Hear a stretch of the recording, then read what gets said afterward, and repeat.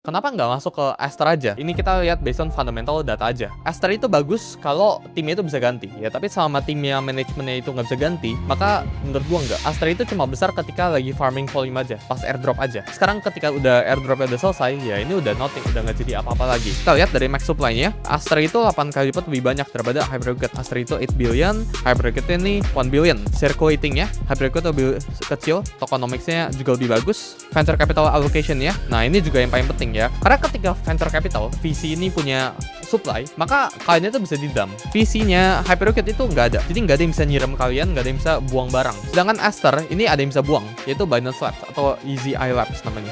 Team unlock-nya ya ini ada distractional, udah segini yang keklaim. Terusnya Aster ini highly historical, buyback to burn. Nah ini juga salah satu hal yang penting. Hyperliquid ya, ketika mereka itu mendapatkan fee, 97% dari pendapatan Hyperliquid ini di burn, 97% ini di buyback Hyperliquid. Sedangkan Aster ini buyback ini ada, tapi alokasinya itu nggak clear sama sekali. Kita juga lihat dari sisi building ya, dari sisi fundamental building dari exchange ya, Perpetual DEX-nya. Dari native layer 1-nya ya, Hyperliquid ini custom build, Hyperliquid BFT namanya. Aster ini juga bikin Aster Chain namanya, baru launch. Order book-nya ini 200.000 orders per second ya, for reference Solana ini jauh di bawah ini. Aster ya ini on-chain dengan off-chain matching. Nah ini keuntungannya ini apa? Ini bisa dark chain namanya. Jadi orang-orang yang trading di Aster ke depannya ya, dijanjikan bisa masuk tanpa masuk ke blockchain ya. Jadi orang tuh bisa transaksi tanpa ketahuan. Smart contracts ini Hyper EVM, Aster ini multi chain bridging. Hyper EVM ini jauh lebih bagus. Kenapa? Karena orang itu bisa build di atas Hyper EVM ini. Ya baik banget program-program atau projects yang dibuild di atas Hyper EVM ini. Latency ya sub-second, ya ini juga variable karena ini multi chain sifatnya. Nah, battle tested ini juga salah satu hal yang penting ya buat awal-awal. Hyperliquid ini udah di battle test 2,5 tahun, udah live ya, sebelum bener-bener